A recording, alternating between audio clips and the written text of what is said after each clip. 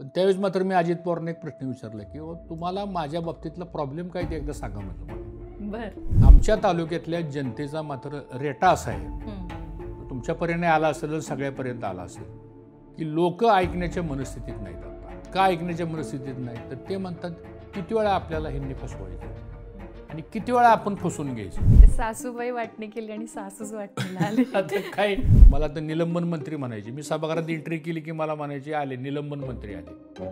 मी 84 आमदारांना सस्पेंड केलं 10 वर्षाच्या काळामध्ये. पण महायुतीत जर जागा अजित पवार गटाला सुटली तर हर्षवर्धन पाटील काय करणार? मी पण ते भाषण ऐकलं तेव्हा माझ्या पण कानावर त्या गोष्टी आल्या. म्हणजे मलाच त्यांना प्रश्न विचारायचा, तुम्हाला त्रास कोण देतो? सत्ता तुमची आहे, तुम्ही पदाधिकारी आहे, तुमचे पालकमंत्री आहे, राज्याचे अर्थमंत्री तुमच्याकडे आहे, त्रास तुम्हाला कोण देतो?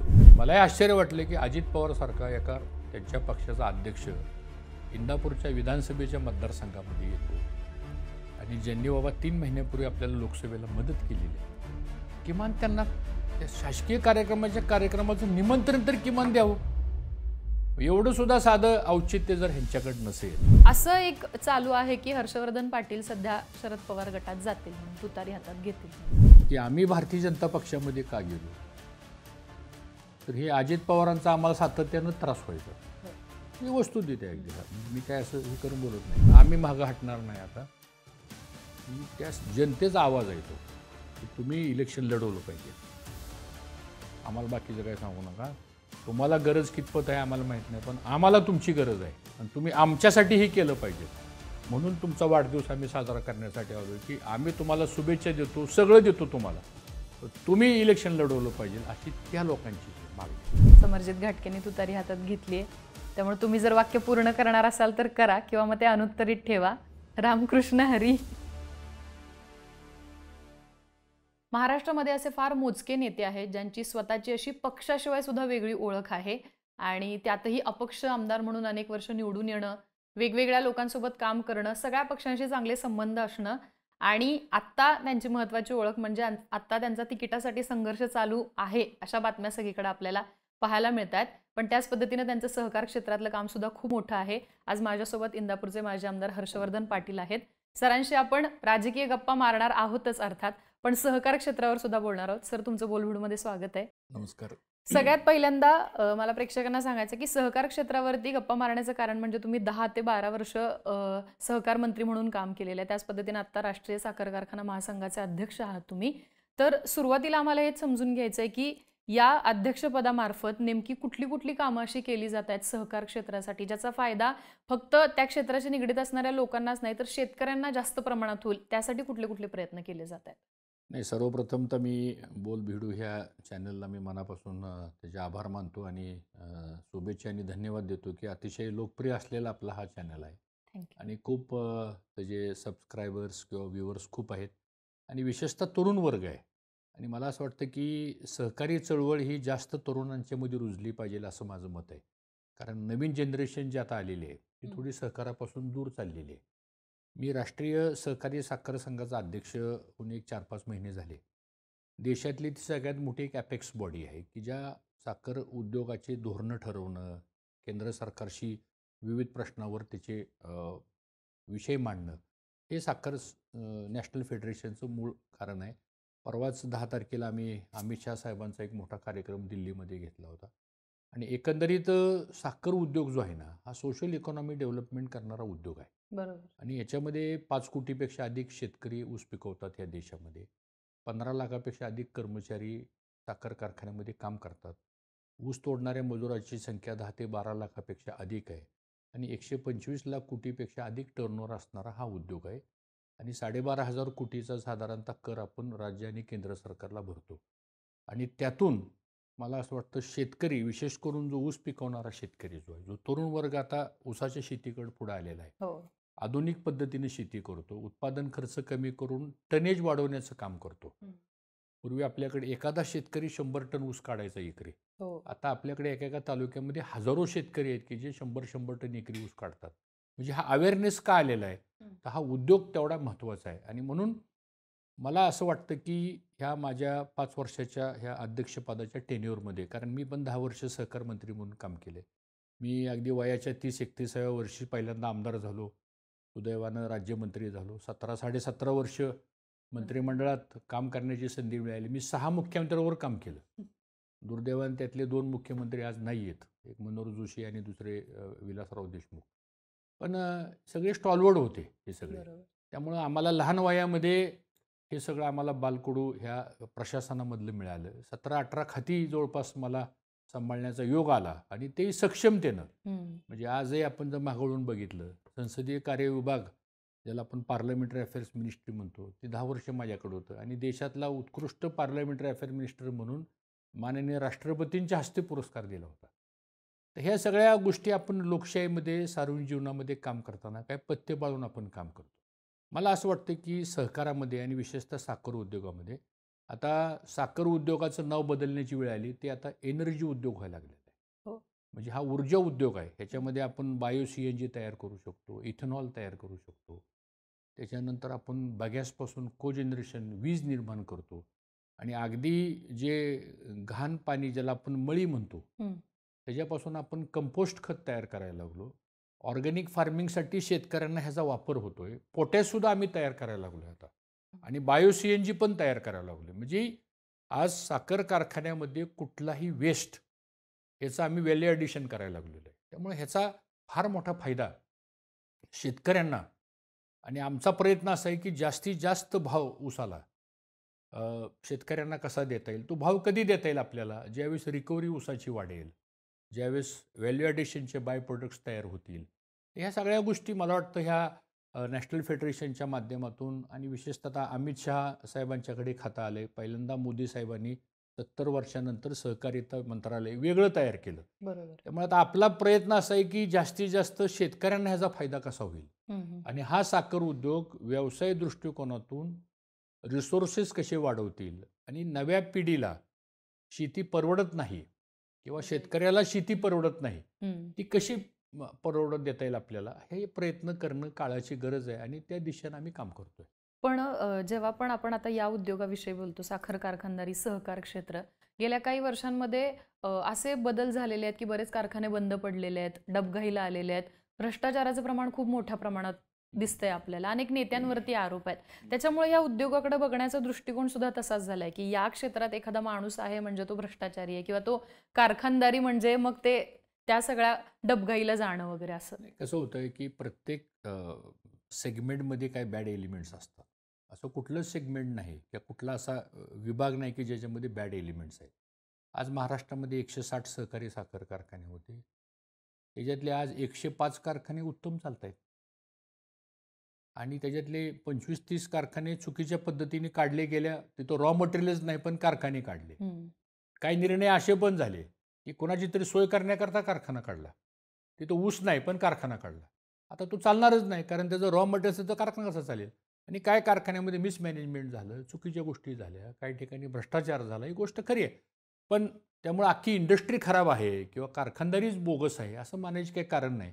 जर हे असं असतं तर 125 लाख कोटीपर्यंतचा टर्नओव्हर हा उद्योगाचा झालाच नसता.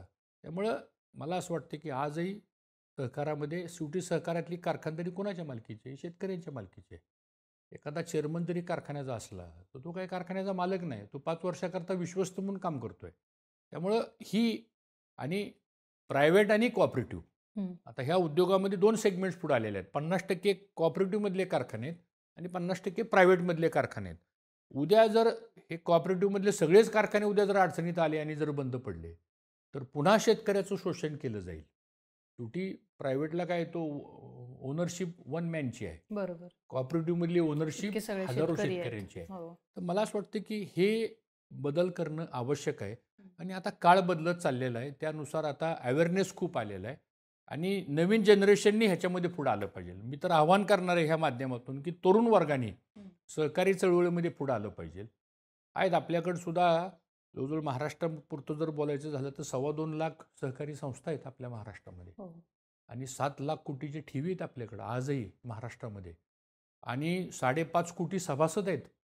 मग कोण गृहनिर्माणचा सभासद असेल, कोण पतसंस्थेचा असेल, कोण पाणी पुरवठ्याचा असेल, कोण विकाचा असेल, कोण एखाद्या अर्बन बँकेचा असेल, कोण पतसंस्थेचा असेल, कोण कारखान्याचा असेल. म्हणजे ह्याचा क्वांटम जर बघितला आपण तो खूप मोठा आहे आणि प्रत्येकाचा दैनंदिन जीवनाचा मार्ग जो आहे ना, हा सहकाराशी जोडला गेलेला आहे. आणि मला असं वाटतं की त्या दृष्टीनं नवीन पिढीने सुद्धा या गोष्टीमध्ये पुढे आलं पाहिजे. नक्कीच आपण आता सहकार आणि कारखान्यांवर चर्चा केली.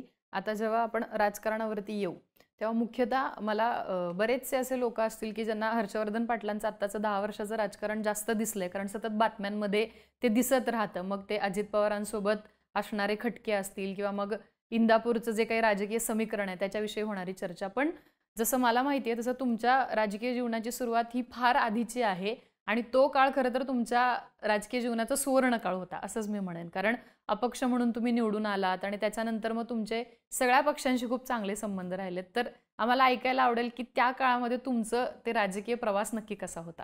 एक तर असं आहे की मुळात मी राजकारण हे एक समाजकारण म्हणून माझा करण्याचा प्रयत्न असतो. आणि राजकारण म्हणजे एक डेमोक्रेसी आहे, लोकशाही आहे. आणि मला असं वाटतं म्हणजे माझा तो व्यक्तिगत अजेंडा आहे की लोकशाहीमध्ये डेमोक्रेसीमध्ये डायलॉग महत्त्वाचा असतो. आणि डायलॉग हा सगळ्याच पक्षांचा असतो आपला आणि तो राहिला पाहिजे. ठीक आहे. ज्यावेळेस राजकीय मतं व्यक्त करण्याची वेळ येते त्यावेळेस प्रत्येकाची आपापली भूमिका ठरलेली असते. परंतु असा काही त्याचा अर्थ नाही की एखादा विरोधी पक्षाचा नेता आहे त्याच्याशी आपण बोलायचंच नाही. डायलॉग महत्त्वाचा आहे. आणि मी साधारणतः तो माझा एक स्वभाव आहे की माझे टॉकिंग टर्म्स ज्याला म्हणतो आपण, चर्चा करण्याचा जो एक मार्ग असतो, तर टॉकिंग टर्म्स आपले सगळ्याशी चालू असतात सांगतो. ते असले पाहिजे लोकशाहीमध्ये. मी वयाच्या 30-31व्या वर्षीच मला लोकांनी इंदापूर तालुक्यातल्या जनतेनं मला त्यावेळेस माझ्यावर अन्याय झाला. आणि ज्यावेळेस माझ्यावर अन्याय होतो त्यावेळेस माझ्या तालुक्यातली जनता ही ठामपणे माझ्या मागे उभा राहते. हा मला माझ्या जनतेबद्दलचा एक मला फार अभिमान आहे.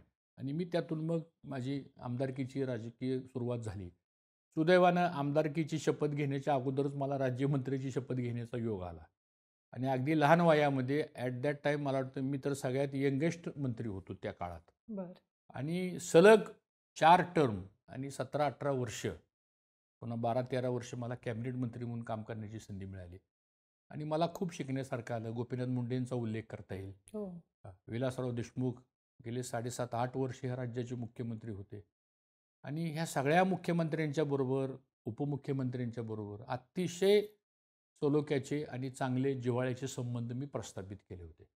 मी राजकारणामध्ये कधी कोणाची लायबिलिटी झालो नाही. मी कायम ॲसेट म्हणून काम केलं. आणि त्यामुळं ह्या सगळ्या गोष्टींचं आजही आणि मग होतं कसं आहे की मग ह्या माणसाला टार्गेट करा किंवा हा माणूस पुढं जाईल का? राजकारणामध्ये शहप्रतिशा असतातच सगळ्याच फील्डमध्ये.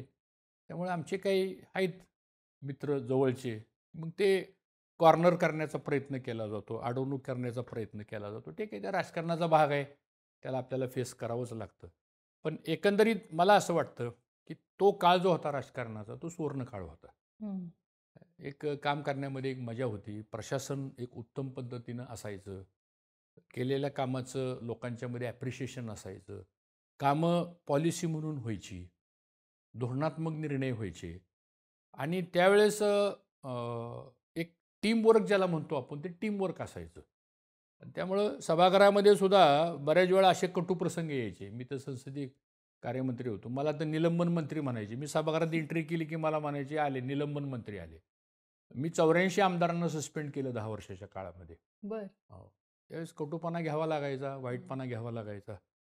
आत्ता आम्ही ज्या पक्षात काम करतो त्यातले सुद्धा काही लोकांच्यावर मी संसदीय कार्यमंत्री असताना कारवाई करावी लागल्या.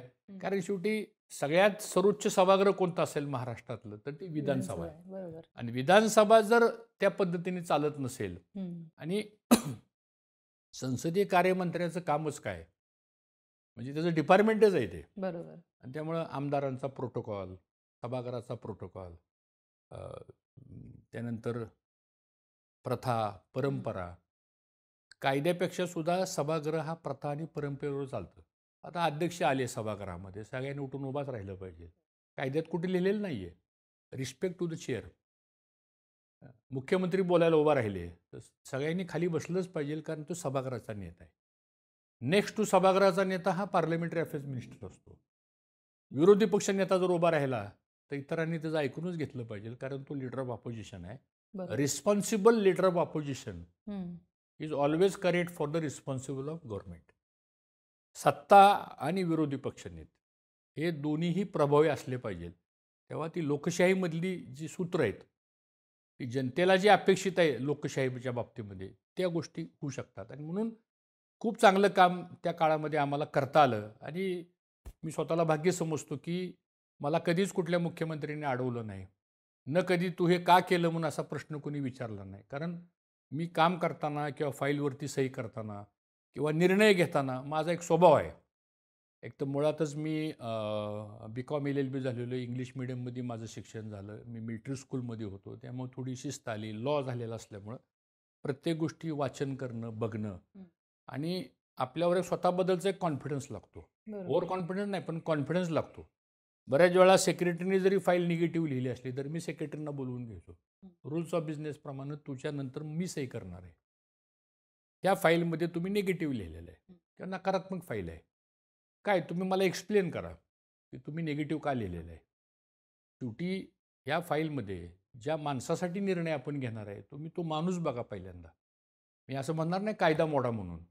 पण बऱ्याच वेळा कायदा न मोडता सुद्धा त्या कायद्यामध्ये काही गोष्टी बसवाव्या लागतात आपल्याला. बरोबर. तर त्या निर्णयाचा फायदा होऊ शकतो. नाहीतर मग तो निर्णय एक होतो, जी-आर वेगळाच निघतो. त्या जी-आरमध्ये अटी तिसऱ्याच टाकल्या जातात आणि मग त्याचा खाली अनरेस्ट निर्माण होतो आणि त्याचं रिफ्लेक्शन सरकारवर होतं. हं.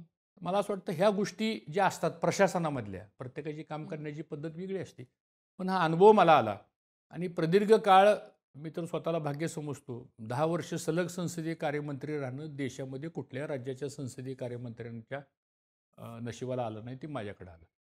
पण आपण काम केलं आणि आज त्या कामाची ओळख आजही महाराष्ट्रामध्ये ज्यांचा आमचा संपर्क आला, त्यांना माहीत झालं. आता त्यानंतर जी नवीन पिढी आली कदाचित त्यांना ह्या गोष्टी माहीत नसतील. पण मला वाटतं आपल्या माध्यमातून ही गोष्ट त्यांच्यापर्यंत जाईल अशी अपेक्षा करतो. पण एक काळ असा होता, की म्हणजे तुमच्याकडे असणारी आमदारकी, मंत्रिपद यातनं मग तुमचं नाव मुख्यमंत्रीपदासाठी सुद्धा येत होतं. म्हणजे काँग्रेसचे जे काही मोठे नेते होते, ज्यांचा तुम्ही उल्लेख केला, विलासराव असतील किंवा इतर काही नेते. पण त्या दरम्यान असं काय झालं, की मग हर्षवर्धन पाटलांना त्या रेसमधनं मागं पडावं लागलं? 2012 साली मला असं वाटतं माझं नाव मुख्यमंत्री पदासाठी आलं होतं.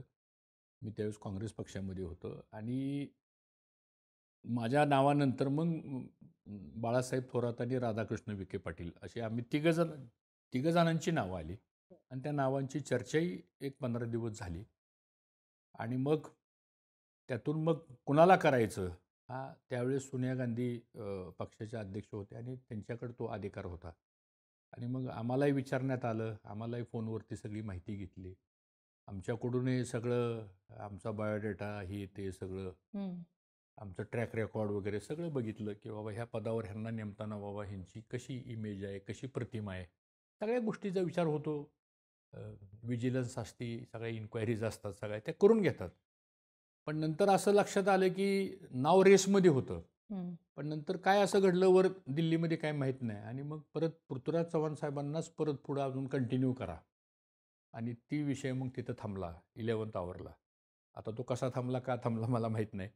पण ती संधी हुकली गेली आमची. शेवटी नशिबाचा भाग असतो. कदाचित त्यावेळेस झालं असतं तर चित्र वेगळं झालं असतं. ठीक आहे. ते शेवटी राजकारणामध्ये कधी काय घडेल हे काही सांगता येत नाही. पण त्यावेळेस नाव मात्र हा सगळा मागचा अनुभव मी मगाशी सांगितला हो. तुम्हाला. हा विचारात घेऊन हं. आणि शेवटी वक्तृत्व असतं. तुम्ही प्रेझेंट कसं करता, तुम्ही उत्तरं कशी देता, तुम्ही भाषण कसं करता. लीडरशिपचा एक होरा लागतो, होरा. बरोबर. लीडरशिप करणं हे काही इतकं सोपं काम नाही आहे. आणि तो होरा जो असतो लीडरशिपचा, तो पब्लिकमध्ये पण ॲक्सेप्ट करावा लागतो. नाहीतर पब्लिक खूप हुशार आहे आणि साहजिक आहे. त्यामुळं कदाचित त्या सगळ्या गोष्टीमुळं हा माझ्यासारख्या एका तरुण कार्यकर्त्याचं नाव पुढं आलं. होऊ शकलं नाही तो भाग शेवटी नशिबाचा भाग आहे. पण ज्या 17-18 वर्षामध्ये आम्ही मंत्रिमंडळात असताना सगळे महत्त्वाचे निर्णय करताना जे काही कोर कमिटी असायची, त्यामध्ये मी असायचो. अगदी राज्यसभेची उमेदवारी कोणाला द्यायची, मंत्रिमंडळाचा विस्तार, खातेवाटप, सभागृहातल्या कमिट्या, त्याच्यानंतर महामंडळाचं वाटप, त्याच्यानंतर विधान परिषदेला उमेदवारी कोणाला द्यायची. असे जे काही महत्त्वाचे बिहाइंड द कर्टन जे निर्णय व्हायचे, हं. आणि त्याचा एक विश्वासू टीम असायची 2-3 लोकांची. तर त्याच्यामध्ये मी काम करायचो. पण कधी आम्ही त्या गोष्टी बाहेर येऊन दिल्या नाहीत कधी. काही प्रोटोकॉल असतात. बंद दाराआडची चर्चा असते ती बऱ्याच वेळा बाहेर सांगायची नसती. कारण ती विश्वासार्हता असते म्हणून आपण त्या कोर कमिटीमध्ये असतो, टीममध्ये असतो. ते जर आपण बाहेर बोलत गेलो तर मग ती विश्वासार्हता राहत नाही. तर अशा काही गोष्टी केल्या आणि शेवटी आपण कल्चर कुटुंबातनं आलेली माणसं आहोत. माझी ही 4थं जनरेशन आहे पॉलिटिक्समध्ये. बरं. हो. 52 सालापासून स्वातंत्र्य मिळाल्यानंतर जी पहिली निवडणूक झाली लोकशाहीमध्ये, हं. तर आमचे काका शंकरराव बाजीराव पाटील हे त्यावेळेस इथं पुण्यामध्ये वकिली करत होते, बॅरिस्टर होते. तर त्यावेळेस त्यांचं वय वर्ष 32 होतं. तर पहिली उमेदवारी त्यांना पंडित जवाहरलाल नेहरूंनी दिली होती आणि सलग 7 टर्म ते आमदार राहिले. त्याच्यानंतर मग मधल्या काळामध्ये दुसरे 2-3 आमदार झाले. घोलप असतील, साहेब असतील किंवा गणपतराव पाटील आणि 94ला लोकांनी मला पुन्हा 20 वर्ष मी आमदार राहिलो. दुर्दैवानं मागच्या 1-2 निवडणुकीला आम्ही थोडंफार कमी जास्त झालं. ते लोकशाहीमध्ये असतं ते. पण आता आपण तुमच्या ज्या अनुभवाबद्दल बोलतो, इतक्या संसदीय इतका मोठा अनुभव, जसं तुम्ही म्हणालात, की तुम्ही अनेक आमदारांचं निलंबन केलेलं आहे. तो इथला विधानसभेतला सगळा ऑरा, ते विधानसभेत असणं उपस्थित, हे गेल्या 10 वर्षांपासून नाहीये. गेली 10 वर्ष झालं तुम्ही विधान भवनाच्या बाहेर आहात. तर ही सल किती मोठी आहे गेल्या 10 वर्षातली? नाही, ही गोष्ट खरी आहे अगदी, की ज्या वेळेस मी जातो तिकडं, त्यावेळेस बरेचसे आमदार, बरेचसे मंत्री, विधिमंडळामधला जो सगळा स्टाफ आहे, जे प्रशासनातले अधिकारी आहेत, ते सगळे म्हणतात, की "साहेब तुम्ही पाहिजे होता सभागृहामध्ये." कारण कुठलंही क्रायसिस आले, की मी हँडल करायचो. अगदी पत्रकारांच्या पासून, अधिकाऱ्यांच्या पासून, अगदी आमच्या विधिमंडळामध्ये 1100-1200 स्टाफ काम करतो. हो. आणि तो कुठून येतो रोज ड्युटीवरती तर. बऱ्याच वेळा पाऊस झाला, अतिवृष्टी झाली, त्यांना जाणं, येणं, त्यांच्या जेवणाची अडचण असायची. अशा बरेच जे डे टू डेचे जे प्रॉब्लेम्स असतात, इतक्यापर्यंत मी लक्ष घालायचो. त्यामुळे सगळ्याची एक अटॅचमेंट झाली होती. साहजिक आहे त्यांना ती आठवण होती. मला वाटतं मागच्या 5 वर्षामध्ये एक 5-7 आमदारांनी सभागृहामध्ये भाषणामध्ये बोलून दाखवलं, की ते संसदीय कार्यमंत्री असताना कसं करत होते आणि तुम्ही का असं करत नाही. असे पण काही रेफरन्सेस हं. आमदार सुरेश दस असतील, प्रवीण दरेकर असतील किंवा आणखीन खालच्या सभागृहामध्ये काही सदस्य असतील. अशा लोकांनी जाणीवपूर्वक ज्यांनी माझ्याबरोबर काम केलं होतं सभागृहामध्ये, उल्लेख. त्यांनी जाणीवपूर्वक उल्लेख केलेले आहेत सगळे. चालायचं ठीक आहे. त्यामुळं मी स्वतःला धन्य समजतो, की निदान आपण नसताना सुद्धा तिथं आठवण. आज परिस्थिती अशी असताना कोणी आठवण घेणार. पण आपण नसताना सुद्धा आपली आठवण होती. ही सुद्धा आपल्या कार्याची पावती असं म्हणायला हरकत नाही. तुम्ही आधी जसं अपक्ष म्हणून निवडून आलात, त्याच्यानंतर तुम्ही मुख्यतः 2 पक्षांच्या सोबत काम केलेलं आहे. एक आहे काँग्रेस आणि त्यानंतर आता 19 नंतर तुम्ही भाजपमध्ये आलेलात.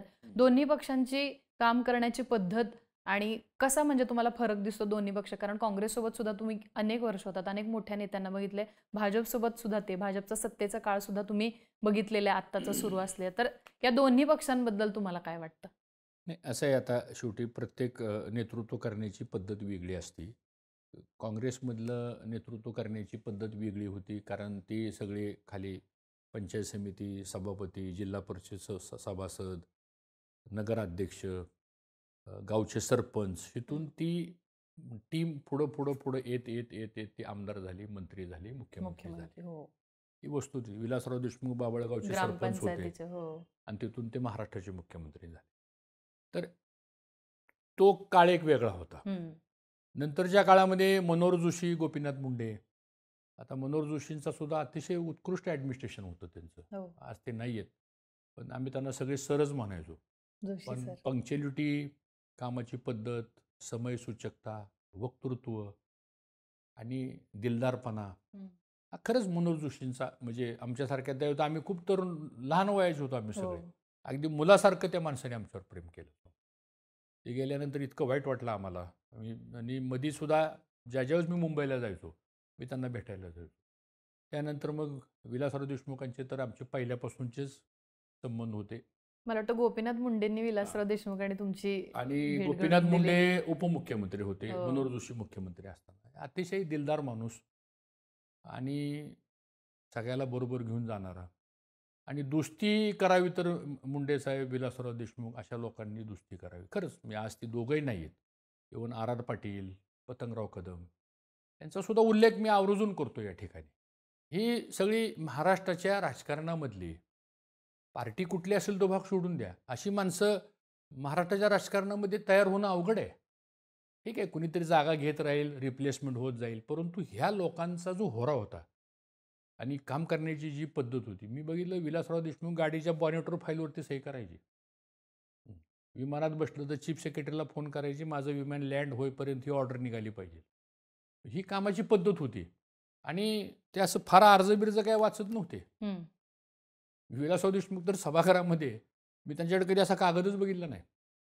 एक तर शार्पनेस होता, ओरिट्री होती, समयसूचकता होती आणि विविध विषय हाताळल्यामुळं झाले. त्यानंतरच्या काळामध्ये मग सुशील कुमार शिंदे साहेब आले. त्यांची पण काम करण्याची पद्धत चांगली होती. अशोकराव चव्हाण आले. त्याच्यानंतर पृथ्वीराज बाबा आले. सुरुवातीला आल्यानंतर एक वर्षभर त्यांना थोडीशी ते काय, कारण ते डायरेक्टच आले इथं. पण नंतर तेही चांगल्या प्रकारचे पिकअप झाले. मग नंतर काय, मग सत्तेमध्ये काय माझा सहभाग नव्हता. पण 14 ते 19 देवेंद्र फडणवीस साहेब ज्यावेळेस मुख्यमंत्री झाले, मी तर काँग्रेसमध्ये होतो. पण देवेंद्र फडणवीसनी सुद्धा मुख्यमंत्री म्हणून अतिशय चांगलं त्या ठिकाणी प्रशासन चालवलं, मान्यच आहे. आणि त्यांनी पण चांगल्या पद्धतीने कामं केली. मग आता मधल्या काळामध्ये मग आता एकनाथ शिंदे मुख्यमंत्री. आता उद्धव ठाकरेंच्या संदर्भातलं तर काय माझा संपर्कच काय आला नाही, कारण आपण काही त्या सभागृहात नव्हतो. एकनाथ शिंदे झाले, आता त्यांची काम करण्याची पद्धत वेगळी एकनाथ शिंदेची. पण एकंदरीत हे सगळं चित्र जर आपण बघितलं तर महाराष्ट्राचं राजकारण खरंच वेगळं आहे. एक कल्चर्ड पॉलिटिक्स आहे महाराष्ट्रामध्ये. बाकीच्या राज्यांची परिस्थिती वेगळी असते, महाराष्ट्राची परिस्थिती वेगळी आहे. मला असं वाटतं की आज ती वेळ आलेली आहे की एक ॲडमिनिस्ट्रेशन आणि प्रशासन हे लोकांच्यासाठी ज्या पद्धतीनं लोक अपेक्षित करतात त्या पद्धतीने पुढं झालं पाहिजे असं माझं मत आहे. सर, आता तुम्ही इतक्या सगळ्या नेत्यांसोबत काम केलेलं आहे, त्यांचे खूप चांगल्या आठवणी तुम्ही सांगितल्यात. पण जेव्हा आपण इंदापूरचा विषय येतो तेव्हा तो बारामतीशिवाय पूर्ण होऊ शकत नाही. गेल्या अनेक वर्षांमध्ये आम्ही बघितलंय की तो जो काही क्लॅश आहे इंदापूर विरुद्ध बारामती, विशेष करून अजित पवार विरुद्ध हर्षवर्धन पाटील, हा क्लॅश गेल्या अनेक वर्षात बघायला मिळालाय. आता 24च्या विधानसभेसाठी सुद्धा तिथंच घोडं अडलंय अशी चर्चा होतीये. तर अजित पवारांसोबतचे तुमचे संबंध नक्की कुठं बिघडले आणि ते आतापर्यंत कसे राहिलेले आहेत? मध्ये लोकसभेच्या निवडणुका लागल्यानंतर एक आमची बैठक झाली, अजित पवार, मी आणि देवेंद्र फडणवीस. 3 तास बैठक झाली. आता ते सगळं काय मी सांगणार नाही, पण त्यावेळेस मात्र मी अजित पवारने एक प्रश्न विचारला की तुम्हाला माझ्या बाबतीतला प्रॉब्लेम काय ते एकदा सांगा म्हणलं मला. त्यांना विचारलं मी. आणि तुम्हाला कधी वेळ मिळाला तर तुम्ही त्यांना विचारा की तुम्हाला हर्षवर्धन पाटलांनी हा प्रश्न विचारला होता का नाही म्हणून. ते म्हणले काय? म्हणलं मग तुमचा प्रॉब्लेम काय म्हणलं. आपण एका सरकारमध्ये 15 वर्ष आपण होतो बरोबर, म्हणजे 99 ते 2014 पर्यंत आम्ही मंत्रिमंडळात बरोबर होतो. तरी म्हणलं तुम्हाला माझा प्रॉब्लेम आहे. मला तुमचा काय प्रॉब्लेम नाही म्हणलं, पण तुम्हाला माझा काय प्रॉब्लेम आहे ते एकदा सांगा तरी म्हणलं एकदा मला. पुन्हा आता तुम्ही गेल्या वर्षी परत ह्या सरकारमध्ये आला. आता मी भारतीय जनता पक्षात आहे. तुम्ही आता गेल्या वर्षी तुमचा राष्ट्रवादी काँग्रेस पक्ष सत्तेमध्ये आला, तरी पण तुम्हाला आता माझा प्रॉब्लेम काय सांगा म्हणलं.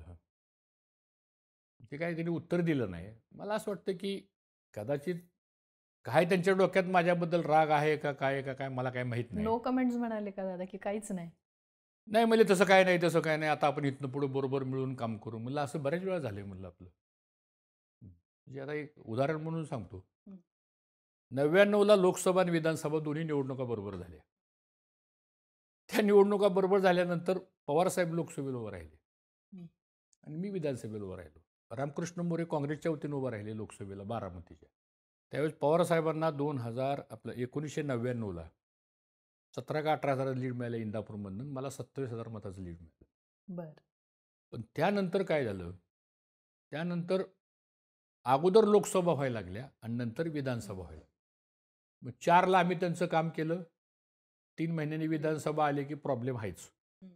9ला पण परिस्थिती अशी असायची की आम्ही आघाडी सरकारमध्ये होतो, मंत्री होतो, त्यामुळं आघाडी सरकारचं काम करणं गरजेचंच होतं आम्हाला. पण ते त्यांचं काम झालं की लगेच आमची विधानसभा 3 महिन्यात यायची. ती प्रॉब्लेम आहेच. परत 14ला पण असंच झालं. 14ला लोकसभा झाल्यानंतर मग सरकारच बरखास्त झालं. आणि मग 2 पक्ष वेगळेच लढले. हो, सगळे आणि सिंगल आम्ही मदत करूनही काय उपयोग झाला नाही. पुन्हा 19 आलं.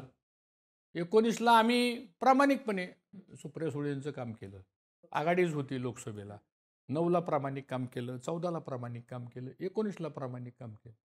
काम झालं 2 महिन्यांनी विधानसभा आली की परत प्रॉब्लेम आहेच पुढं. मग आता ह्या 24ला ज्यावेळेस लोकसभा आल्या, तर अगोदर असं ठरलं होतं की भारतीय जनता पक्षाच्या वतीने ही लोकसभेची जागा लढवायची. तुम्ही लढवायचे. बारामतीची नाही, उमेदवार कोणी ठरवतील ते, शेवटी उमेदवार ठरवण्याचा अधिकार केंद्रीय नेतृत्वाचा आहे, भारतीय जनता पक्षाच्या पण नेत्यांचा. भाजपच्या चिन्हावरती उमेदवार असेल. निर्मला सीतारामन मॅडम आल्या, प्रल्हाद सिंग पटेल आले, खूप दौरे झाले सगळीकडे. आणि ऑल ऑफ अ सडन मग परत हे पक्षांतर झालं, सरकारमध्ये बदल झाला, राष्ट्रवादी काँग्रेस पक्षाचा अजित पवारांचा गट सत्तेमध्ये आला आणि मग ही जागा त्या वाटाघाटीमध्ये ह्यांना सुटली की आला प्रश्न आमच्या पुढं. परत सांगतो की आता लोकसभेचं काय करायचं. आता महायुतीचं काम करावं, नाही करावं तर तुम्ही महायुतीत आहे. काम करावं तर 3 महिन्यानंतर विधानसभेचं काय होणार, जी परिस्थिती आता दिसती पुढे यायला लागली डोळ्यासमोर. परत तेच. हां, मग त्यावेळेस मग अमित शहा साहेब असतील किंवा फडणवीस साहेब असतील, ते म्हणले काय तशी काळजी करू नका, आपण सगळं व्यवस्थित करू, आपल्याला महायुतीचं काम करावं लागेल. ही जागा आता त्यांना सुटलेली आहे. आणि मग आम्ही प्रामाणिकपणे सुनीत्रा पवारांचं काम केलं आणि अजित पवारांनी मान्य केलं, त्यांच्या कुटुंबाने मान्य केलं. आता लोकांनी ऐकलं न ऐकलं शेवटी तो जनतेचा भाग असतो. पण आमच्याकडून जे काम करण्याचा जो प्रामाणिकपणा असतो, मी माझ्या आयुष्यामध्ये असं फसवलं नाही कुणाला कधी, कधीच नाही. एखाद्याचं नाही पटलं तर आम्ही सांगून नाही पटलं, आम्ही तुम्हाला विरोध करू. 96 साली लोकसभेची निवडणूक लागल्यानंतर गोपीनाथ मुंडे साहेबांनी आग्रह धरला 96ला की आमच्या काकांना की तुम्ही उभा राहा. आणि काका उभा राहिले शरद पवारांच्या विरोधामध्ये 96ला. म्हणजे आम्ही उघड लढलो, असं नाही मागं पुढं काय केलं. आणि काम करायचं तर प्रामाणिक काम केलं. पण एवढं सगळं केल्यानंतर आता प्रश्न आला, सध्या जो बर्निंग टॉपिक आहे सध्या आता, तो म्हणजे आता विधानसभेचा आहे. आता विधानसभेचा विषय जो आहे, तर देवेंद्र फडणवीस साहेब हे आमचे नेते आहेत. कारण मी भारतीय जनता पक्षामध्ये प्रवेश करताना ते मुख्यमंत्री होते. आणि त्यांनी सांगितलं, हर्षवर्धन तुमच्यासारखा माणूस आम्हाला पक्षामध्ये पाहिजे, तुमचा अनुभव आहे, तुमचा उपयोग आम्हाला होईल सहकारात, ग्रामीण भागात, पश्चिम महाराष्ट्रात, त्यामुळे तुम्ही आम्हाला पाहिजे. आणि मग त्यावेळेस आमच्या सगळ्या कार्यकर्त्यांनी आग्रह धरला की तुम्ही भारतीय जनता पक्षाचं जावं आणि तिकीट घ्या. आम्ही तिकीट घेतलं. दुर्दैवानं 1000-1500 मतांनी माझा त्या ठिकाणी आम्ही कमी पडलो. ठीक आहे, लोकशाही आहे, शेवटी जनतेचं आहे. ज्या जनतेनं आपल्याला 55-60 वर्ष निवडून दिले, घराला संपूर्ण 55-60 वर्ष म्हणजे म्हणजे तसं बघितलं तर पुणे जिल्ह्यामध्ये म्हणजे आमचं कुटुंब, तुमचंच कुटुंब. हो, हे आम्ही पहिल्यापासून ह्या डेमोक्रेटिक सिस्टीममध्ये आहोत आम्ही. आणि ते लोकांनी आम्हाला कधीच नाकारलेलं नाही. न कधी आमच्या विरोधामध्ये अँटी इन्कम्बन्सी पण झाली नाही. म्हणजे आम्ही जे कमी पडलो ते फक्त 1500 मतांनी. तशी अँटी इन्कम्बन्सी असती तर काय काय मोठमोठे नेते 50-50 हजार मतांनी पराभूत झाले.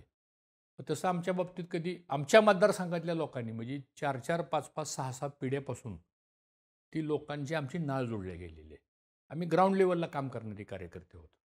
म्हणजे अगदी आम्ही मंत्री जरी होतो, मोठ्या पदावर जरी होतो, आज जरी मी राष्ट्रीय स्तरावरचा अध्यक्ष जरी असलो, तर आमच्या डोक्यात ती कधी सत्ता जात नाही. न आम्ही कधी कोणाला अर्वाच्य भाषेत बोलत नाही, न आम्ही कधी कोणाला शिवराळ भाषेत बोलत नाही, न कधी आम्ही कोणावरती अन्याय करत नाही. मला पण विरोधक पूर्वी होते, आज आहेत, उद्या बी राहतील. पण सत्ता आहे किंवा अधिकार आहेत म्हणून एखाद्याचं नुकसान करा, हे कधी आमच्या बावड्याच्या पाटील कुटुंबियाने आम्ही कधीही केलेलं नाही. आणि म्हणून आज जनमानसामध्ये आम्ही टिकून आहे. आज जरी कुठलंही संविधानिक पद माझ्याकडे नसलं तरी जनतेमध्ये आम्ही असल्यामुळं जनता आमच्याबरोबर आहे आणि आम्ही जनतेच्या बरोबर आहोत. आता राहिला प्रश्न उद्याच्या विधानसभेच्या निवडणुकीच्या बाबतीमध्ये. देवेंद्र फडणवीस साहेबांनी सांगितलं की अजित पवार असं म्हणाले की देवेंद्र फडणवीस जे निर्णय घेतील ते आम्ही मान्य करू. आता बघू आमचे नेते काय म्हणतात. अजून जागा वाटपाची चर्चा चालू आहे. आता कोण म्हणतं सिटिंग आहेत त्यांना दिलं पाहिजे. अजित पवारांनी तसं वक्तव्य केलं तसं होतं वक्तव्य मागं. केलं. आता त्यांनी त्यांच्या पक्षाचं केलं. आता आमच्या पक्षाचे नेते काय म्हणतात ते बघू. आणि अजून ही चर्चा चालू आहे. पण आमच्या तालुक्यातल्या जनतेचा मात्र रेटा असा आहे, तो तुमच्यापर्यंत आला असेल, सगळ्यापर्यंत आला असेल, की लोक ऐकण्याच्या मनस्थितीत नाहीत आता. का ऐकण्याच्या मनस्थितीत नाहीत? तर ते म्हणतात, किती वेळा आपल्याला ह्यांनी फसवायचं आणि किती वेळा आपण फसवून घ्यायचं. एकदा तरी दिलेला शब्द पाळावा ना. एकदा तरी आपण एखादी गोष्ट केली किंवा आमचं काय चुकलं तर तुम्ही सांगा हे चुकलंय म्हणून. हां, आम्ही जाहीर माफी मागू. मग आज आमची जी सगळी ताकद आहे लोकांची, आमची ताकद म्हणजे काय? आम्ही काय फार गडजंग श्रीमंत माणसं नाही. न आमचे काही कुठले चुकीचे व्यवहार नाहीत. न आमचे काही कुठले 2 नंबरचे व्यवसाय नाहीत. न आम्ही काही कुठला असा गैरमार्गानं कुठल्या गोष्टी करणारी माणसं नाही. आम्ही सरळ सांप्रदायिक मार्गानं तळागाळात काम करणारे आम्ही कार्यकर्ते आहोत. आणि ती नाळ जोडले गेलेले म्हणून माणसं आज आपल्याबरोबर आहेत. पण ती लोकं मात्र आज ऐकण्याच्या मनस्थितीत नाहीत. हे आम्ही आमच्या नेत्यांना पण सांगितलंय. आता ह्याच्यावर आमचे नेते काय निर्णय घेतात बघू. पण आत्ताच जी अजित पवारांची जनसन्मान यात्रा आहे ती इंदापुरात आली होती आणि त्यामध्ये दत्तात्रय भरणेंनी अगदी स्टेजवरनं मला इथं त्रास दिला जातोय, मी 5,500 कोटींची कामं केली आहेत गेल्या 5 वर्षांमध्ये, पण मला स्थानिक पातळीवरती त्रास दिला जातोय, अशा प्रकारचे वक्तव्य करून एक प्रकारे भावनिक झाले ते. आणि कुठंतरी त्या सभेच्या माध्यमातून असं पण एक सूर दिसला की भरणेंनाच पुन्हा तिकीट देणार अशा पद्धतीचं, जे मागे सुद्धा मला वाटतं अजित पवारांनी 14 का 19 मला आठवत नाही, पण भर सभेतनं सांगितलेलं की तिकीट तुलाच म्हणून डिक्लेअर केलं. त्यावेळी सुद्धा वाद चालू होता. नाही, आता त्रास कोण कोणाला देतं? म्हणजे मी पण ते भाषण ऐकलं तेव्हा माझ्या पण कानावर त्या गोष्टी आल्या. म्हणजे मलाच त्यांना प्रश्न विचारायचा, तुम्हाला त्रास कोण देतं? सत्ता तुमची आहे, तुम्ही पदाधिकारी आहेत, तुमचे पालकमंत्री आहेत, राज्याचे अर्थमंत्री तुमच्याकडे आहेत. मग त्रास तुम्हाला कोण देतं ते तरी कळलं पाहिजे ना. एकदा सांगतो. हां, आणि जनता त्रासली कोणाला हे कळलं पाहिजे ना. खरं म्हणजे आता मी जर म्हणले की मला फार त्रास दिला जातो, हा लोक म्हणतील तुम्ही नेतृत्व करताय. त्रास देतो हे कोण म्हणलं पाहिजे? जनता म्हणली पाहिजे. कारण जनतेला त्रास भोगावा लागतो, पुढाऱ्यांना नाही भोगावा लागत त्रास. सांगतो, मला प्रश्न पडलाय की त्रास त्यांना कुणी दिला? आणि आम्ही तर काय, आता मी 20 वर्ष मंत्री आमदार असताना मलाही विरोधक होते. एकाही विरोधकांनी सांगावं कधी की हर्षवर्धन पाटील तुम्ही आम्हाला त्रास दिला, पोलीस स्टेशनचा त्रास दिला, तुम्ही कॉन्ट्रॅक्ट देताना त्रास दिला, तुम्ही काम करताना त्रास दिला, तुम्ही मतदान केलं नाही म्हणून ह्या गावाचा रस्ताच केला नाही, तुम्ही ह्या माणसाला नोकरीवरनं काढून टाकलं, तुम्ही ह्या माणसाची बदली केली, तुम्ही पोलीस स्टेशनला फोन करून खोट्या केसेस दाखल करायला लावल्या, तुम्ही अमक्या माणसावरती खोटे दावे दाखल करायला लावले, तुम्ही अमक्या माणसाची जप्ती करायला लावली. असं एक तर उदाहरण माझ्या बाबतीत सापडलं असतं का नाही? बरं, मी तर कॅबिनेट मंत्री होतो आणि मुख्यमंत्र्यांच्या डाव्या उजव्या बाजूला मी असायचो कायम त्या ठिकाणी. मग आम्ही सांगितले ते कुणी नाही म्हणत नव्हतं आम्हाला, ना SP कलेक्टर कुणी. आम्ही कधी नाही असल्या गोष्टी केल्या. मला असं वाटतं ठीक आहे. आता काल म्हणजे मला आश्चर्य वाटलं की काल 2 कार्यक्रम होते. एक कार्यक्रम होता सरकारी कामाचं भूमिपूजन. आता आम्ही पण सरकारमध्ये आहोत ना, त्याचं निमंत्रण नाही आम्हाला. तो जो काही कौन्सिलला बनवला होता उद्घाटन करायचा का भूमिपूजनाचा, काय कुठे एक पूल दिला आहे, कुठं ते मालोजीराजेंच्या घडीचं काम होतं, तिथं आमचं कोणाचं नाव नाही. बरं, नाव नका का नसताना साधं निमंत्रण तरी. म्हणजे मलाही आश्चर्य वाटलं की अजित पवारसारखा एका त्यांच्या पक्षाचा अध्यक्ष इंदापूरच्या विधानसभेच्या मतदारसंघामध्ये येतो आणि ज्यांनी बाबा 3 महिन्यापूर्वी आपल्याला लोकसभेला मदत केलेली आहे, किमान त्यांना त्या शासकीय कार्यक्रमाचं निमंत्रण तर किमान द्यावं. एवढं सुद्धा साधं औचित्य जर ह्यांच्याकडे नसेल, मला आश्चर्य वाटलं. 2 कार्यक्रम होते, दुसरा त्यांचा पक्षाचा कार्यक्रम होता. तर पक्षाच्या कार्यक्रमाचा काय माझा संबंधच नाही, पण निदान शासकीय कार्यक्रमाच्या वेळेस म्हणजे तिथं तुम्ही तुमच्या पक्षाच्या पदाधिकाऱ्याची नावं टाकताय त्या शासकीय त्या कौन्सिलावरती. ते कोणत्या प्रोटोकॉलमध्ये बसले? बरं, ती कामं सार्वजनिक बांधकाम खात्याची. सार्वजनिक बांधकाम खात्याचा मंत्री कोणत्या पक्षाचा आहे? महायुतीमध्ये भारतीय जनता पक्षाचा आहे. त्यांनाही माहीत नाही कार्यक्रम आहे का नाही. मग त्यांचं कुठंतरी एक नाव होतं त्या कौन्सिलावरती त्या खात्याचे मंत्री असल्यामुळं. आता महायुतीमध्ये आपण सगळी आहे म्हटल्यानंतर किमान एवढ्या तरी गोष्टी पाळल्या पाहिजे त्या. मग आता ह्याचा अर्थ आम्ही काय घ्यायचा? ह्याचा अर्थ आम्ही असा घेतला पाहिजे, मी कार्यकर्ते सामान्य माणसं काय म्हणतात, की हे काय चाललंय? ही लोकांना आवडत नाही. मी खरं सांगतो, हे जनतेला आवडत नाही. ठीक आहे, आमचं नाव असू नसू काय आम्हाला काही, आम्ही त्याच्या पलीकडे गेलेली माणसं आहोत. म्हणजे आमचं कुठं नाव असल्यानंतरच लोक आमचं नाव घेतील असं नाही. आम्ही कधी नावासाठी हापापलेली माणसं नाही, न कुठल्या पदासाठी हापापलेली माणसं नाही. पण काही एक एक जेस्चर असतं ज्याला म्हणतो आपण, की बाबा नाही 2-3 महिन्यापूर्वी ह्यांनी आपल्या सुनीताराव वहिनींचं काम केलेलं आहे आपण ह्यांनी. अजित पवारकडून अपेक्षा होती, ते भरणे आमदार आहेत त्यांच्याकडून अपेक्षा होती, किमान तुम्ही सांगायचं तरी, या म्हणून. की बाबा असा असा कार्यक्रम आहे, आपलं महायुतीचं सरकार आहे. तुम्ही नंतर सत्तेमध्ये आलेला आहात. मालोजीराजे गडीचं काम तुम्ही विरोधात असताना आम्ही मंजूर करून घेतलेलं आहे. ठीक आहे, आता काही एकीकडं गोष्टी तुम्ही म्हणता किंवा अजित पवार शब्द पाळत नाहीत किंवा 3 महिन्यांपूर्वी जे डिस्कशन झालं त्याच्यानंतर हे सतत एक फसवणूक तुमच्या वाट्याला येते. पण दुसरीकडं शरद पवार गटातल्या खासदार सुप्रिया सुळे या मात्र तुमच्याबद्दल सध्या प्रेम दाखवताना दिसत आहेत. तुम्हाला त्या मोठा भाऊ म्हणालेले आहेत. त्याच पद्धतीनं भाजपमधले काही लोक तुमच्याबद्दल अपमानकारक बोलत आहेत किंवा त्यांनी एक थोडीशी अशी भावनिकता दाखवली आहे तुमच्याविषयी. मला वाटतं लोकसभेला सुद्धा त्यांचा सूर तुमच्यासाठी फार चांगला होता. तर असं एक चालू आहे की हर्षवर्धन पाटील सध्या शरद पवार गटात जातील म्हणून, तुतारी हातात घेतील म्हणून.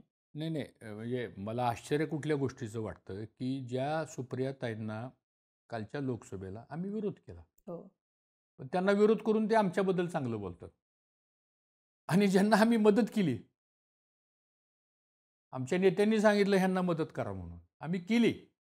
आम्ही म्हणलं आमच्या नेत्यांना किंवा ह्यांचा आमचा 25-30 वर्षाचा संघर्ष आहे. नाही म्हणले हे महायुतीचं असं असं आहे. केंद्रीय नेतृत्व आम्हाला म्हणलं ठीक आहे, आम्ही मान्य केलं. छातीवर दगड ठेवून आम्ही काम केलं. आम्हाला महिना लागला कार्यकर्त्याला कन्व्हिन्स करायला. अशी माणसं अंगावर यायची आमच्या, कारण खाली ते भोगतात हो, गावागावामध्ये ते भोगतात. म्हणजे आज आमच्या इथल्या बऱ्याचशा ग्रामपंचायतचे सरपंचसुद्धा ह्यांनी बरखास्त केले, जे लोकांनी निवडून दिलेले सरपंच आहेत. काही केसेसमध्ये आम्हाला सुप्रीम कोर्टातनं स्टे घ्यावा लागला. आता त्या गावात आम्ही मतं मागायला गेल्यानंतर गावचा सरपंच जर तुम्ही बरखास्त केला असेल तर ते गावातली माणसं कशी मतं देतील? तर अशाही परिस्थितीमध्ये आम्ही काम केलं. ठीक आहे, सुप्रियाताईंनी समजा माझ्याबद्दल काही भावना व्यक्त केल्या असतील, कारण 3 लोकसभेला आम्ही त्यांचं पूर्वी प्रामाणिकपणे काम केलं. ठीक आहे, आज आम्ही महायुतीमध्ये, आम्ही आज महायुतीचं काम केलं. दुर्दैव आहे की महायुतीचं काम करून सुद्धा आज त्याची आठवण ठेवली जात नाही. आणि त्यामुळं लोकांच्यामध्ये एक खूप मोठा अनरेस्ट तयार झाला आहे. आणि हा अनरेस्ट काय आम्ही तयार केलेला नाही, ह्यांच्या ह्या वागण्यामुळंच तो अनरेस्ट तयार व्हायला लागलेला आहे आणि झालेला आहे अनरेस्ट तयार. मी त्याच्यामध्ये तुम्हाला तेच प्रश्न विचारला की ती एक चर्चा चालू आहे की जसं आता समरजित घाटगेंनी अगदी आपली भूमिका स्पष्ट केली आहे. 1-2 दिवसांपूर्वीच त्यांनी लोकांचा मेळावा बोलवला, त्यांनी संवाद साधला, त्याच्यानंतर जयंत पाटील आले आणि त्यांनी तुतारीसोबत जाणार आहे. आणि त्यात ते असंही म्हणाले की मी माझ्या पक्ष नेतृत्वाशी चर्चा केलेली आहे, मी देवेंद्र फडणवीसांना सांगून चाललोय. आणि मग आता त्या लाईनमध्ये जो दुसरा नंबर आहे तो तुमच्यावर आहे. सगळ्या माध्यमांचं लक्ष आता तुमच्यावर आहे की आता हर्षवर्धन पाटील पण तो मार्ग स्वीकारतील का? ठीक आहे, आता सगळ्याचंच लक्ष इंदापूरच्या विधानसभेवरून माझ्यावर आहे, त्याबद्दल काही दुमत नाही. पण प्रत्येक तालुक्याची परिस्थिती, राजकीय परिस्थिती वेगळी आहे. अजूनपर्यंत आम्हाला आमच्या नेत्यांनी बाबा ही जागा ही अमक्याला सुटलेली आहे, ही अजूनपर्यंत काही चर्चा झालेली नाही. आमचा आग्रह असा आहे की जी काही चर्चा आपली लोकसभेच्या निवडणुकीला झाली होती आणि ती चर्चा देवेंद्र फडणवीस साहेब आणि अजितदादा आणि मी अशी चर्चा झाली आणि त्यातले काही विषय आम्ही केंद्रीय नेतृत्वापर्यंत सुद्धा आम्ही नेलेले आहेत आणि तिथं पण चर्चा झालेली आहे.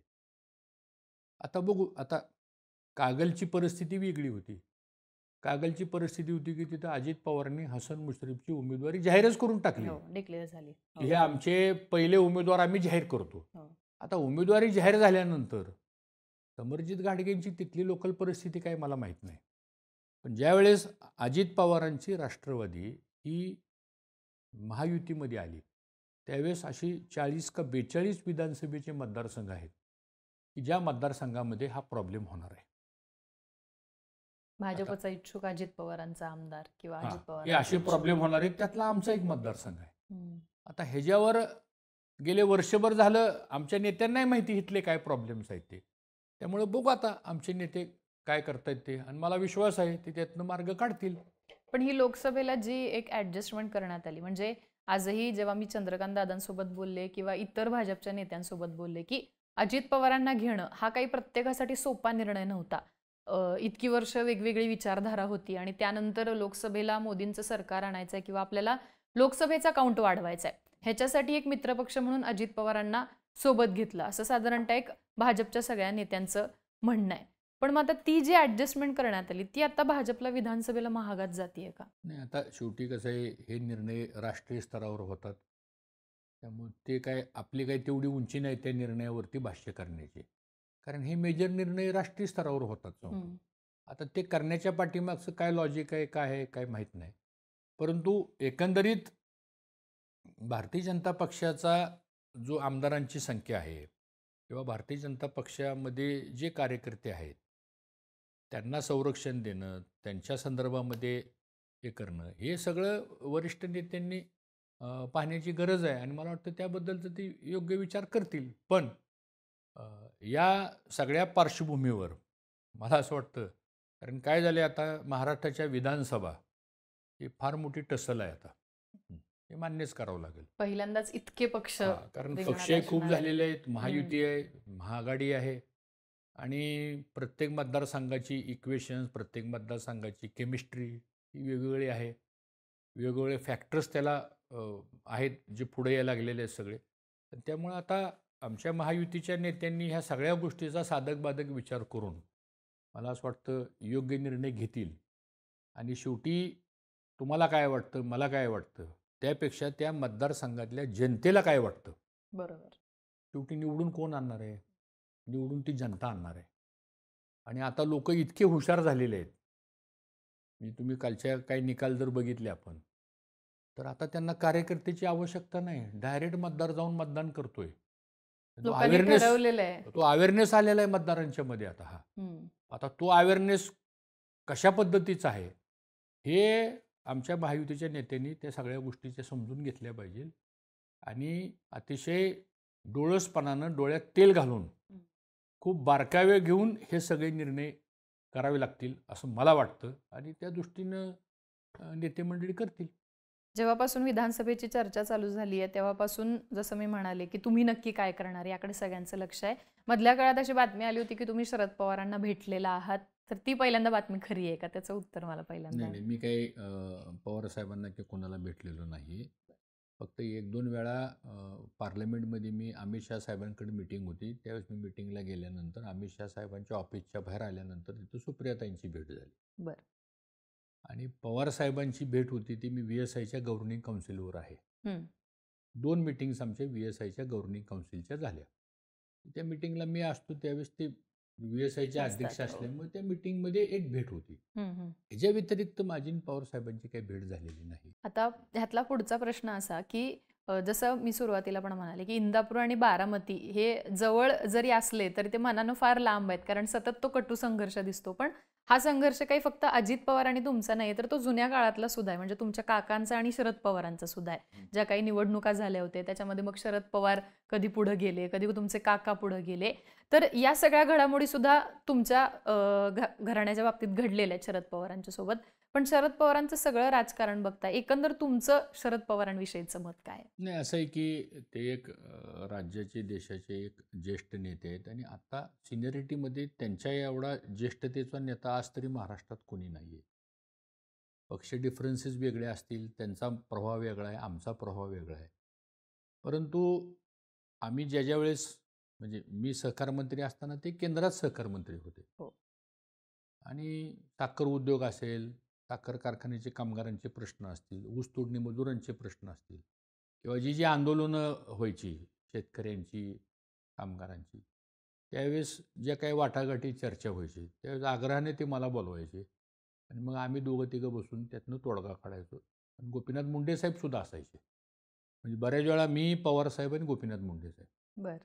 अशा तिघांनी आम्ही बऱ्याच वेळा राज्यातले हे सगळे असे गुंतागुंतीचे प्रश्न, संघर्षाचे प्रश्नसुद्धा आम्ही सोडवले. त्यामुळे राज्याच्या हिताचे प्रश्न असतात, काही असतात, त्यावेळेस निश्चितपणानं त्यांचा सल्ला तर घेतलाच जातो.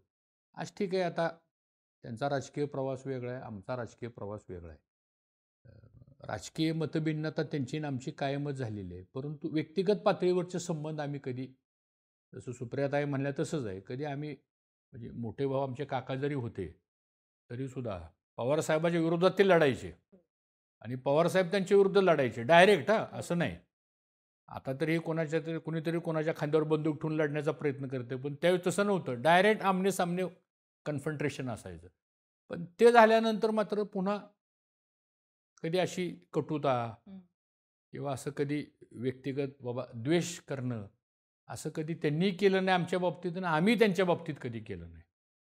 किंवा ते सत्तेत आहेत आणि मी आज सत्तेत नाही म्हणून आमच्यावर काही खोट्या नाट्या केसेस केल्यात आणि बाबा हे राजकारणामध्ये एकामेकावर स्कोर करण्याचा प्रयत्न झाला ते कुणी करणार.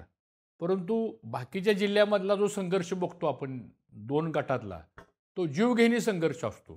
तो कुठल्याही थराला जातो, खोट्या नाट्या केसेस करण्यापर्यंत सुद्धा जातो किंवा कोर्टात एकामेकाच्या विरुद्ध दावे दाखल.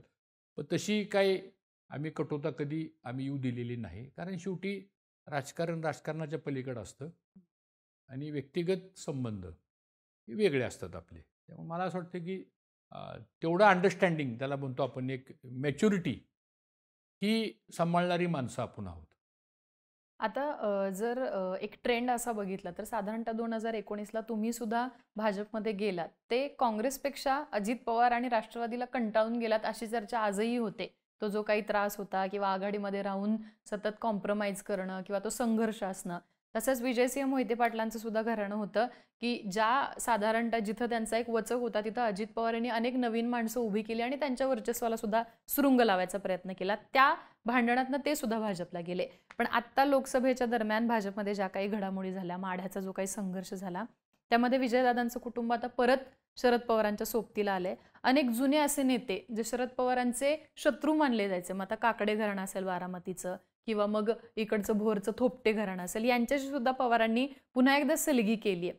तर तुमच्या घराण्याशी जो काही संघर्ष होता तो आता पूर्णपणे संपुष्टात येईल का आणि ते सूत जुळेल का? नाही, आता ते काही त्याच्याबद्दल मी आज काही या संदर्भात काही भाष्य करू इच्छित नाही किंवा शेवटी ते राजकारणातले आराखडे असतात ते. पण एक गोष्ट निश्चित आहे की आम्ही भारतीय जनता पक्षामध्ये का गेलो, तर हे अजित पवारांचा आम्हाला सातत्यानं त्रास व्हायचा. ही वस्तुस्थिती आहे अगदी. म्हणजे मी काय असं हे करून बोलत नाही. आणि प्रत्येक ठिकाणी आम्हाला अडवणूक करण्याचा प्रयत्न केला जायचा आणि मग शेवटी आम्ही निर्णय घेतला भारतीय जनता पक्षात जायचा आणि त्या पक्षाने बी आम्हाला चांगला सन्मान दिला, चांगलं वागवलं, सगळं केलं. पण आता गेल्या 7-8 महिन्यापूर्वी हे पुन्हा भारतीय जनता पक्षाबरोबर सत्तेत आले. ते सासूबाई वाटणी केली आणि सासूच वाटणीला आले. आता काय आमच्या नशिबात काय लिहिलंय कुणास ठाऊक सांगतो. त्यामुळे आता हे पुन्हा हे झाल्यानंतर सुद्धा आम्ही आमच्या नेत्यांना सांगितलं, बाबा हे तुम्ही केलंय ठीक आहे, तो तुमचा निर्णय आहे, पण आता हे आमच्या सगळ्या इक्वेशनचं काय?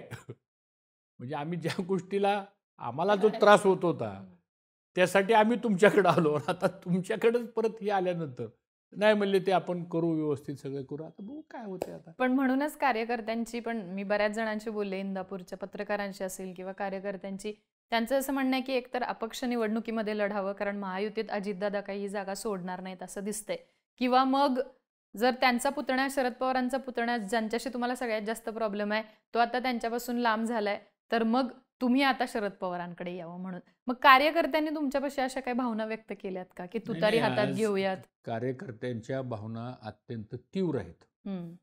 परवा माझा वाढदिवस कार्यकर्त्यांनी साजरा केला. मी कधीच वाढदिवस साजरा करत नाही, कारण वाढदिवस ही कौटुंबिक बाब असते, व्यक्तिगत बाब असते. आपण कुटुंबासोबत एक दिवस मिळतो आपल्याला. खरंच तुम्हाला सांगू का, सार्वजनिक जीवनामध्ये काम करताना आहे ना, लोकांना वाटतं हा मोठा माणूस आहे, हा असा आहे, पण सार्वजनिक जीवनामध्ये काम करताना फॅमिली लाईफ खरंच राहत नाही. म्हणजे आपण मुलांना वेळ देऊ शकत नाही, आपण फॅमिलीला वेळ देऊ शकत नाही. 24/7 आपल्याला हे लोकांचं लग्न आहेत, मैत भेटी आहेत, सांत्वन भेटी आहेत, कार्यक्रम आहेत आणि कधीच आपण वेळ देऊ शकत नाही. त्यामुळं एक वाढदिवस एक अशी गोष्ट असते की किमान त्या दिवशी तरी कोणी आपल्याला डिस्टर्ब करणार नाही. पण ह्यावेळेस आमच्या सगळ्या सामान्य कार्यकर्त्यांनी सांगितलं की तुम्ही कुठं जायचं नाही, तुम्ही इथंच थांबायचं आणि तुमचा वाढदिवस आम्हीच करणार आहे. मग त्यावेळेस एक 10-15 हजारापेक्षा जास्त संख्येने लोक, सकाळी मी 9-9.5 तास उभा होतो, इतकी लोक भेटायला आली. लोकांचं प्रेम आहे, सामान्य माणसं आहेत ती. असे काही मोठे कॉन्ट्रॅक्टर किंवा भले मोठे अगदी असे मोठमोठ्या गाड्या घेऊन येणारी माणसं नव्हती आमच्याकडे. टू व्हीलरवर किंवा एस-टी बसनी येणारी किंवा सायकलवरती येणारी सामान्य माणसं होती आणि तरुण वर्ग जास्त होता त्याच्यामध्ये. त्या लोकांची मला शुभेच्छा देताना म्हणायची, हं. की आम्ही मागं हटणार नाही आता. की त्या जनतेचा आवाज आहे तो, की तुम्ही इलेक्शन लढवलं पाहिजे. आम्हाला बाकीचं काही सांगू नका. तुम्हाला गरज कितपत आहे आम्हाला माहीत नाही, पण आम्हाला तुमची गरज आहे.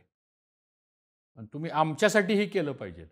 म्हणून तुमचा वाढदिवस आम्ही साजरा करण्यासाठी आलोय, की आम्ही तुम्हाला शुभेच्छा देतो, सगळं देतो तुम्हाला. पण तुम्ही इलेक्शन लढवलं पाहिजे, अशी त्या लोकांची मागणी आहे. तर हे सगळं रिपोर्टिंग जे आहे, ते आमच्या नेत्यांच्यापर्यंत जातंय, आमच्या मित्रपक्षांच्या नेत्यांच्यापर्यंत जातंय. आता त्या सगळ्या गोष्टीचा विचार बघू पुढं कसं-कसं होतंय, काय होतंय, कशी परिस्थिती निर्माण होते. पण मला जे दिसतंय एकंदरीत आता, की जनतेमध्ये मात्र आक्रोश आहे. हं. इंदापूर आता तालुक्यातल्या. या संदर्भात जेव्हा भाजपचे प्रदेशाध्यक्ष चंद्रशेखर बावनकुळे यांना पत्रकारांनी प्रश्न विचारला, की आता तुमची चर्चा आहे, समरजित घाटके चाललेले, तर त्यांचं असं म्हणणं आलं, की आम्ही कोणाला थांबवणार नाहीये म्हणून. ज्यांना जायचं असेल ते जाऊ शकतात म्हणून. तर या संदर्भात तुम्ही थेट फडणवीसांशी किंवा बावनकुळेंशी आत्ता या विधानसभेची चर्चा चालू झाली किंवा तुम्ही जेव्हा बातम्यांमध्ये येताय, अजित पवार जनसन्मान यात्रा घेतायत किंवा तसे इंडिकेशन्स देतायत, भरणे मामांनाच तिकीट जाईल, तेव्हा काही बोललायत का तुम्ही? नाही, एक तर माझं त्यांचं कोणाचं काही बोलणं झालेलं नाही. परंतु काल मी ती बातमी बघितली आमचे प्रदेशाध्यक्ष बावनकुळे साहेबांची. ते आमच्या पक्षाचे ज्येष्ठ नेते, ते मोठे नेते आहेत. आता ते कोणत्या रेफरन्समध्ये बोलले, त्यांच्याकडे काय माहिती आहे, मी काय त्याच्यावर भाष्य करणे इथपर्यंत मी काही मोठा नेता नाही आहे. कारण ते पक्षाचे अध्यक्ष म्हणजे प्रोटोकॉलप्रमाणे ते मोठे नेते आहेत ते. आता ते कोणत्या रेफरन्समध्ये बोलले किंवा ते काय उद्देशाने बोलले मला काही माहीत नाही. ज्यावेळेस मला विचारणा होईल किंवा ज्यावेळेस आमची बैठक होईल किंवा ज्यावेळेस आम्ही एकत्रित बसू, त्यावेळेस निश्चितपणानं मी पण विचारेल ना, की बाबा काय नेमका प्रॉब्लेम आहे? तर आम्ही काय असं कुठलं स्टेटमेंट केलंय का? हं. म्हणजे किंवा आम्ही असं कुठल्या पद्धतीची काही भूमिका व्यक्त केलेली आहे का? काहीच केलेलं नाही. मग आता ते कोणत्या रेफरन्समध्ये बोलले, त्यांच्याकडे काय माहिती आहे? ते आता त्यांनाच विचारलेलं बरं होईल. पण महायुतीत जर जागा अजित पवार गटाला सुटली तर हर्षवर्धन पाटील काय करणार? नाही, जर तरचा प्रश्न येतो. अगोदर मला असं वाटतं, की ह्याच्या बाबतीमध्ये काय काय ठरतंय अजून ते कारण मला माहिती आहे आम्ही त्या प्रोसेसमधनं गेलेली माणसं आहे. इतक्या गोष्टी सोप्या नसतात जागा वाटपाच्या हं. आणि ते इतक्या लवकर पण सुटतील इतकं ते पण तितकंच खरं नाही आहे. कारण every action has a reaction. त्यामुळं ज्यावेळेस अशा प्रकारच्या महायुती होतात किंवा अशा ज्या आघाडी होतात, त्यावेळेस इक्वेशन्स खूप वेगळे असतात आणि पार्लमेंटची निवडणूक वेगळी होती. विधानसभेच्या निवडणुकीचे ॲस्पेक्ट्स वेगळे असतात. त्यामुळं मला असं वाटतं, की बघू आणि आता परत 4 ऑक्टोबरपर्यंत तर काही इलेक्शन होणारच डिक्लेअरच होत हो. नाही आणि इलेक्शन कमिशननी सांगितले, की 4 ऑक्टोबरचे 2 राज्याचे निकाल लागल्यानंतर नंतर मग आम्ही महाराष्ट्र निवडणूक हां, मग तिथून पुढं डिक्लेअर करू. 35 दिवस वगैरे कधीच 45 करतील डेज. ते. पुन्हा दिवाळीमध्ये आली परत. हं. त्यामुळं मला वेळ वाटतं आहे. अजून वेळ आहे. त्यामुळे वेट अँड वॉच आहे अजून. नाही, वेट अँड वॉच म्हणण्यापेक्षा आपलं काम जे चाललंय जनतेमध्ये ते काम चालूच राहणार आहे आमचं. शेवटी आपलं मायबाप सरकार जनताच आहे. पण तुम्ही निवडणूक लढवणार हे फिक्स आहे. हां, आता लोकांचं काय म्हणणं येतंय? आमच्या नेत्यांचं काय म्हणणं येतंय? ते सगळं आता विचारात घेऊनच करावं लागेल ना आपल्याला. पण लोकांचा तर आग्रह आहे की तुम्ही उभा राहायला पाहिजे म्हणून. त्याच्यावर आता आम्ही विचार करू काय करायचं ते. आता शेवटचा प्रश्न जो सगळीकडे सध्या चालू आहे. समरजित घाटकेंनी तुतारी हातात घेतली आहे. त्यामुळे तुम्ही जर वाक्य पूर्ण करणार असाल तर करा किंवा मग ते अनुत्तरित ठेवा. रामकृष्ण हरी. नाही, रामकृष्ण हरी तर महाराष्ट्राची संस्कृतीच आहे ती. त्यामुळं मला असं वाटतं की त्याच्या बाबतीमध्ये आज मी काय बोलणार आहे ते. मी मगाशी उल्लेख केला ना, माझ्याशी कोणी संपर्क केलेला नाही. मी कोणाशी संपर्क केलेला नाही. आणि मी व्यक्ती अशी आहे की मी असं लपून-छपून कुठल्या गोष्टी करत नाही. राजकारणामध्ये, समाजकारणामध्ये क्लॅरिटी असली पाहिजे. आज माझी क्लॅरिटी आमच्या नेत्यांच्या बाबतीत आहे. नेते ठरवतील आमचे, की ज्यांच्यावर आमचा विश्वास आहे. बरं. त्यामुळे एकदा त्यांची क्लॅरिटी एकदा येऊ द्या. त्यांना ह्या सगळ्या गोष्टी माहीत आहेत त्यांना. आणि शेवटी एकट्या इंदापूरच्या विधानसभेचा प्रश्न नाही हा. बऱ्याच आम्ही मतदारसंघांचा. पण महाराष्ट्रामध्ये 20 वर्ष मोठ्या पदावर काम केलेलं आहे. आमचे पण ॲक्सेस आहेत महाराष्ट्रामध्ये बऱ्याच मतदारसंघामध्ये.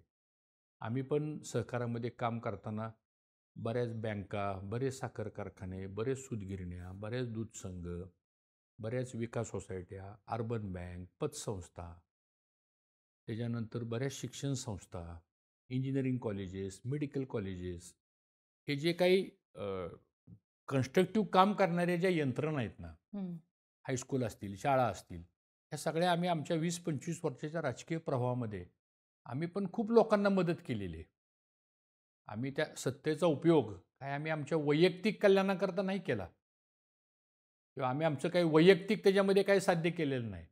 पण जो अधिकार आपल्याला लोकशाहीमध्ये मिळाला होता त्याचा वापर विशेष करून सगळ्या महाराष्ट्रामध्ये, कारण माझ्याकडं कापूस पणन महासंघ माझ्याकडे होता, रोजगार हमी माझ्याकडे होती, महिला बालविकास म्हणजे 2-2 लाख अंगणवाड्याच्या परवानग्या माझ्या काळात आणलेल्या आहेत. सांगतो म्हणजे माझा स्वभाव नाही मी केलं म्हणायचा, पण हे जे काही कन्स्ट्रक्टिव्ह काम केलं आहे आपण, ज्यातून माणसं उभा केलेली आहेत आपण, तर त्याचा एक मोठं कनेक्शन आहे आपलं. हे काय फक्त इंदापूर तालुक्यापुरतं नाही आहे. म्हणजे काय लोकांना वाटत असेल हर्षवर्धन पाटील फक्त हा इंदापूरच्या विधानसभेपुरता आहे, असं नाही आहे. शेवटी जी लोक कामं करत राहतात त्याचं एक ऑब्लिगेशन असतं. माणसं चांगल्या माणसाला चांगलंच म्हणतात आणि वाईट माणसाला वाईटच म्हणतात. काही लोक एक्सप्रेस करत नाहीत, काही लोक एक्सप्रेस करतात. त्यामुळे मला असं वाटतं की आपण खूप मेहनत केलेली आहे गेल्या 25-30 वर्षामध्ये, आणि म्हणून आज 10 वर्ष जरी मी कुठल्या संविधानिक पदावर जरी नसलो तरीसुद्धा आज हर्षवर्धन पाटील कोण आहे, ह्या माणसाचं काय एकंदरीत ॲपिरियन्स आहे हे लोकांना माहीत आहे. आणि ते कामातून निर्माण केलेलं आहे. आपण 24/7 आपण लोकांच्यासाठी आपण काम केलेलं आहे आणि यापुढेही काम करत राहणार. आता मी फेडरेशनला काम करतो, इथं सगळ्या पक्षाचे कारखाने आहेत. कोण विरोधी पक्षातला एखादा चेअरमन असेल, कोण सत्ताधारी पक्षातला एखादा चेअरमन असेल, पण आम्ही असं म्हणत नाही कधी की हा विरोधातला म्हणून ह्याला मदत करू नका म्हणून. असं कधी म्हणत नाही, कारण तो नसेल आपल्याबरोबर पण खालचा शेतकरी आपल्याबरोबर आहे, तिथला कामगार आपल्याबरोबर आहे. त्यामुळे ह्या पद्धती आपण सांभाळतो. आणि एखादा कार्यकर्ता तयार व्हायला 25-30 वर्षाचा काळ लागतो. एका रात्रीत कार्यकर्ता तयार होत नाही, एका रात्रीत नेता तयार होत नाही, आणि एका रात्रीत प्रशासन समजणारी व्यक्ती पण तयार होत नाही. त्याला एक अनुभव येण्यासाठी एक प्रदीर्घ काळ लागतो. सुदैवानं आम्ही आमच्या आयुष्यामध्ये या गोष्टी आम्ही करत आलेलो आहे आणि पुढे करत जाणार. आज मी बऱ्याच फेडरल इन्स्टिट्यूटवर मी काम करतो आहे, मी VSIच्या गव्हर्निंग काउन्सिलवर काम करतो आहे, मी स्टेट फेडरेशनमध्ये काम करतो आहे, मी नॅशनल फेडरेशनला काम करतो आहे. आम्हीसुद्धा आज आमच्या भागामध्ये 8-8, 10-10 हजार लोकांना नोकऱ्या उपलब्ध करून दिलेल्या आहेत. आज त्यांचे प्रपंच चालत आहेत. म्हणजे मी एकटा नाही आहे. आज 1-1 लाख लोकांचा संसार प्रपंच हा चालवण्यामध्ये आपली जबाबदारी येते. त्यामुळं साहजिकच मला त्याही लोकांचा विचार करावा लागतो ना. शेवटी आपलं आयुष्य किंवा आपलं जे पुढचं जीवन आहे, मी स्वतःला समाधानी समजतो. काय असतं आयुष्यामध्ये माणसाच्या? मुलं मुली चांगली निघणं, प्रपंच व्यवस्थित राहणं, लोकांच्यामध्ये प्रतिमा आपली चांगली राहणं, ह्याच्यापेक्षा दुसरं आयुष्यामध्ये काय असतं माणसाच्या? आणि मी ते सुदैवानं पब्लिकनी, लोकांनी मला जो आशीर्वाद दिला त्याच्यावर मी इथपर्यंत आलो. आणि त्यामुळं त्यांच्यासाठी पुढं काम करत राहणं एवढंच माझं काम आहे. नक्कीच सर, तुमचे खूप खूप आभार. तर आजच्या साधारणतः आपल्या या चर्चांमध्ये हर्षवर्धन पाटलांचा राजकीय प्रवास तर आपण बघितलाच, पण अजूनही त्यांना इंदापूरच्या विधानसभेसाठी भाजपच्या पक्ष नेतृत्वावर विश्वास आहे. अजूनही त्यांनी पक्षाशी एकनिष्ठ राहण्याची भाषा जी आहे ती बोलून दाखवलेली आहे. जरी सुप्रिया सुळे त्यांच्याविषयी सध्या भावनिक आवाहन करत असल्या, समरजित घाटगे यांनी जरी शरद पवार गटात जाण्याचा निर्णय घेतलेला असला तरी सुद्धा हर्षवर्धन पाटील यांनी अजूनही तुतारीसोबत जाण्याची आपली कोणतीही इच्छा किंवा तसं काही घडणारच नाही असं म्हटलेलं आहे. त्यामुळे आता आपण बघूयात की भाजपचं पक्ष नेतृत्व त्यांच्या या सगळ्या संघर्षाला न्याय देणार की आपल्याला विधानसभेच्या तोंडावरती कोणती नवीनच समीकरणं बघायला मिळणार. तुम्हाला ही मुलाखत कशी वाटली आम्हाला कमेंट बॉक्समध्ये लिहून नक्की कळवा. आणि अर्थात अशाच माहितीपूर्ण मुलाखतींसाठी बोलबिडूच्या YouTube चॅनलला नक्की सबस्क्राईब करा.